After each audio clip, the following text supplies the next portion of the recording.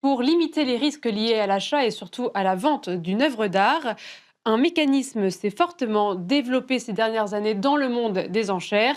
On appelle ça les garanties. Pour en parler, je suis ravie d'être en compagnie de Borna Sconaglio. Je prononce bien. Tout à fait, très bien. Vous Bonjour. êtes cofondateur d'Art Edge, une plateforme spécialisée dans la mise en relation entre garants, vendeurs et une maison de vente aux enchères. Merci beaucoup d'être avec nous. Merci à vous pour l'invitation. Alors, on va essayer de comprendre ce système des garanties. On en entend de plus en plus parler. On le Mhm. voit de plus en plus aussi sur les sites Sur des les maisons de vente catalogues, aux enchères, sur les catalogues. C'est toujours indiqué, lot garantie, etc. Tout d'abord, très simplement, est-ce que vous pouvez nous expliquer ce mécanisme? Qu'est-ce que c'est? tout à fait. Alors, c'est un mécanisme qui, à la base, est très simple dans son principe. C'est un outil financier qui permet de sécuriser le prix de vente d'un objet qui est mis aux enchères. Donc, Mhm. ça veut dire quoi? Vous êtes un vendeur, vous avez un tableau qui est estimé entre 1 million et 2 millions. La maison de vente vous garantit, avant même que la vente ait lieu, elle vous garantit un montant qui, en fait, vous revient de droit dans votre poche. Donc, en fait, vous n'avez plus le risque d'invendu au niveau de l'objet, parce que vous savez, il y a toujours les aléas Oui, lors du vente aux enchères. Et ben, la garantie financière permet en fait de dérisquer cette éventualité, et donc ça rassure d'un côté le vendeur, et on peut aussi voir par ces mécanismes-là, ça permet aussi, en fait, c'est un win-win avec aussi la maison de vente et des investisseurs tiers. parce que c'est-à-dire que c'est vrai que quand on va vers une vente aux enchères, quand on souhaite vendre son œuvre en vente aux enchères, il y a toujours le risque que l'œuvre ne parte pas ou à un prix, avec lequel on serait, pas forcément très content. Très content, Donc, c'est ça. c'est-à-dire qu'on va en amont de la vente, je suis, vendeur, Mhm. je viens avec mon tableau, on va dire, 100 000. C'est moi qui demande du coup à la maison de vente aux enchères, C'est les deux cas. s oui, Effectivement, aujourd'hui, alors, il y a beaucoup de concurrence, pour parmi les maisons de vente pour, s'assurer le mandat de vente d'un objet. Donc en fait, c'est les maisons de vente qui proposent de garanties, notamment, une collection entière, ça peut arriver, voire des mmh, objets en particulier, ou bien, en fait, il y a de plus en plus de collectionneurs qui sont, maintenant avertis et qui disent: «Ben non, moi, pour vendre cet objet, je requiers qu'il soit, garanti, qu'il ait un prix d'accord. garanti». Une fois que c'est établi, après donc la maison de vente négocie en fait les termes de la garantie. Pour vous faire un exemple, donc cet objet à 100 000 euros, eh bien, si l'objet passe en vente et par un cas malheureux, il n'est pas vendu ou il est vendu en dessous du prix du montant donc de la garantie, eh bien, en fait, ben, c'est la garantie qui prime. Donc, vous vendeur, vous recevez, quoi qu'il arrive, les 100 000 euros Voilà, de la garantie. Mais si il y a des surenchères, il y a une bataille d'enchères, l'objet se vend au-dessus du prix de la garantie, eh bien là, il y a ce qu'on appelle donc un upside. Donc en fait, il y a la il y a un différence, delta. exactement, le delta entre le montant de la garantie et le prix marteau. Eh bien, en fait, la maison de vente, elle touche un pourcentage donc de cet upside split, qui est donc une prime pour la prise de risque financière prise par la maison de vente. Donc ça, c'est pour les maisons de vente, mais en fait, on voit que surtout les 10 dernières années, ce dispositif, il s'est beaucoup tourné vers le privé. Donc, ce n'est plus les maisons de vente qui garantissent la totalité, un minimum, des montants, mais elles se tournent vers des sujets donc tiers, collectionneurs, grands collectionneurs, fonds d'investissement, marchands professionnels, Mmh. qui en fait sont eux disposés à jouer le jeu et donc à s'exposer financièrement et en fait jouer un peu, c'est un peu des paris Oui, c'est finalement, ça. parce que vous dites, vous vous positionnez sur un prix et vous espérez que les enchères montent au plus haut pour que vous touchiez votre part d'upside. Mais c'est aussi une stratégie d'acquisition finalement pour un marchand, c'est-à-dire que vous garantissez un objet, mais après vous pouvez aussi surenchérir sur votre propre garantie.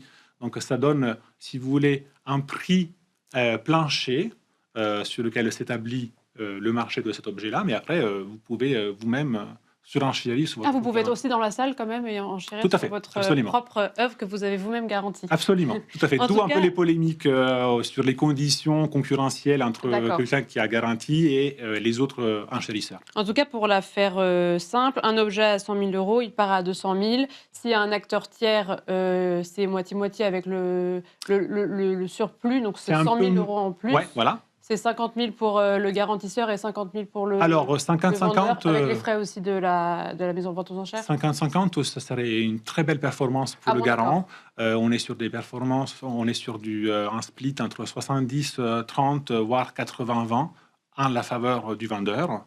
Après, ça dépend beaucoup des montants, de quel prix Oui. marteau, de quelles estimations on parle. Les objets qui partent à plusieurs dizaines, voire des centaines de millions d'euros, souvent, la price split, on est à hauteur de 90-10. Comment est-ce que ça a commencé tout ça? Vous avez parlé que ça fait déjà une bonne dizaine d'années. Là, c'est vrai qu'on en parle beaucoup plus. Oui. On parle de toutes ces grandes ventes qui ont eu lieu, donc les grandes périodes à New York, Mhm, à mhm. Londres, etc. À chaque fois, c'est quand même maintenant souvent des ventes qui sont, on appelle ça des ventes garanties. Oui. Quand est-ce que ça a commencé et pourquoi maintenant ça prend autant d'ampleur? Bah, alors, si on voit un peu l'historique du dispositif, on peut même remonter à il y a plus de 50 ans. C'est un peu des légendes qui veulent qui, entre Christie's et Sotheby's, aurait inventé, fait la première garantie Ah d'accord, donc, c'est d'une collection. Voilà, donc c'est un peu le mystère.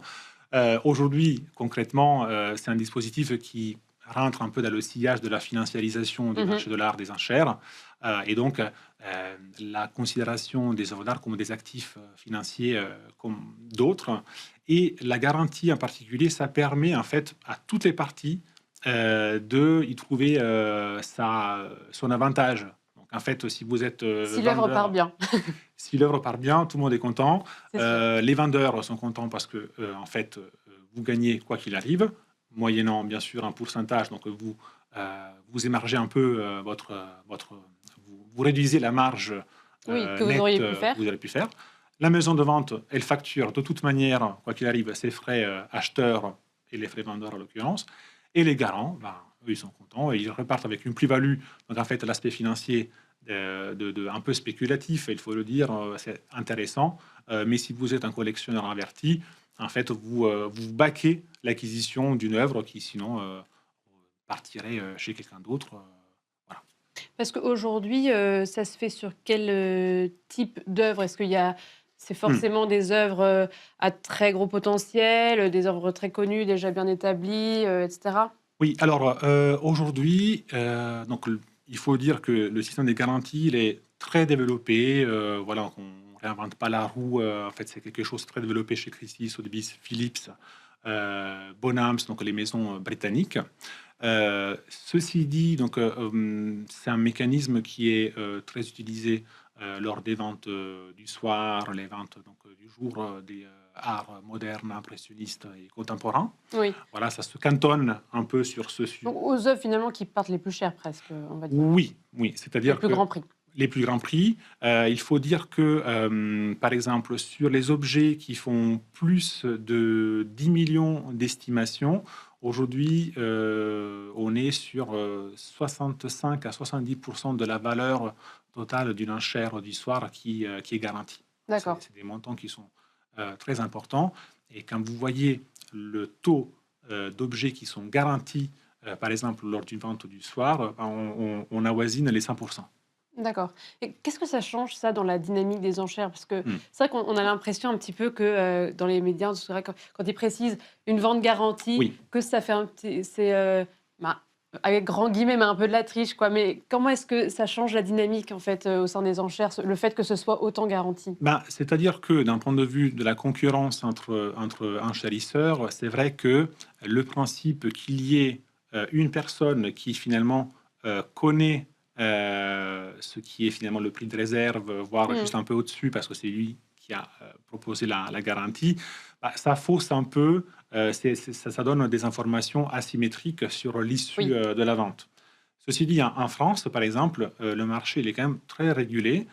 Donc, par exemple, les frais acheteurs, sur lesquels au UK ou aux USA, on peut beaucoup les négocier, ce qui crée cette asymétrie Mmh. concurrentielle. En France, en fait, vous ne pouvez pas négocier les frais acheteurs. Ils sont tous pareils. Oui. Donc en fait, Ils sont harmonisés. ils sont harmonisés. Donc en fait, il n'y a pas trop de soucis à se faire. Au contraire, je pense que pour la France, l'opportunité, c'est de pouvoir, surtout sur des objets qui ont une cote parfois instable, bah, ça donne de la stabilité à la cote de ces objets-là et ça permet même de dynamiser en fait la liquidité de cette œuvre, cet artiste, parce qu'on a un socle sur lequel après les enchérisseurs peuvent se déchaîner s'ils veulent vraiment l'acquérir. Ils l'acquériront. Du coup, c'est presque plus intéressant parce que là, je voyais que ça se développait de plus en plus vers les ventes du jour, donc des œuvres qui sont Mhm. peut-être un petit peu moins Oui, prisées, etc. Donc ça oui, veut dire que aussi des estimations qui peuvent être un petit peu plus fluctuantes. tout à fait. Peut-être que c'est justement intéressant que ça descende comme ça vers des ventes un petit peu moins, où l'issue est encore un petit peu, oui, il réside encore du doute. Bah, c'est là aussi l'intérêt pour notre projet, finalement, notre positionnement, c'était celui de en fait, nous orienter vers des objets qui ne sont pas estimés à plusieurs dizaines de millions, mais on peut aussi trouver en fait des opportunités très importantes sur ce qu'on peut appeler le mid-market, même si on parle de montants importants, entre 500 000 et 10 millions d'euros, entre 500 000, 5 millions d'euros. C'est sur ce segment-là. Et notre thèse d'investissement chez Artage, c'est qu'en fait, on est agnostique, on touche toute catégorie d'objets, Mhm. que ce soit de l'archéologie à l'ultra-contemporain. Pour moi, tout objet mériterait en fait d'avoir un dossier de garantie à étudier. Et donc, en fait, si les parties sont d'accord et sont contentes, pourquoi ne pas le faire? Et là, il nous reste quelques secondes. Donc, entre 2024 et 2025, ça a beaucoup progressé. Là, on est toujours sur. Vous pensez sur 2026 et les prochaines années, c'est des belles années pour les garanties, on va dire? Moi, je pense que on est vraiment à l'aune d'un changement de paradigme complet au niveau du marché des enchères, qui peut-être perdront un peu de cet aspect romantique La la spontanéité, la spontanéité d'une salle, bataille l'écrit, d'enchères. etc. Exactement. Je pense que on gardera tout ça, mais avec ce petit astérisque que vous verrez au catalogue d'un objet. Mais dans le fond, je pense que ça va changer la philosophie d'une enchère. Ça va devenir des private sales plus, Oui, mais ouverte, finalement, quand c'est même ça. ouverte au public. C'est ça, une sorte d'hybridation entre Exactement. public et privé. Merci beaucoup, Borna Skogagmillo, pour cet échange. Merci d'avoir Je été vous en avec nous. prie. Vous êtes cofondateur d'Art Edge. Et merci à vous toutes et tous de nous avoir suivis. C'était Arrêt Marché.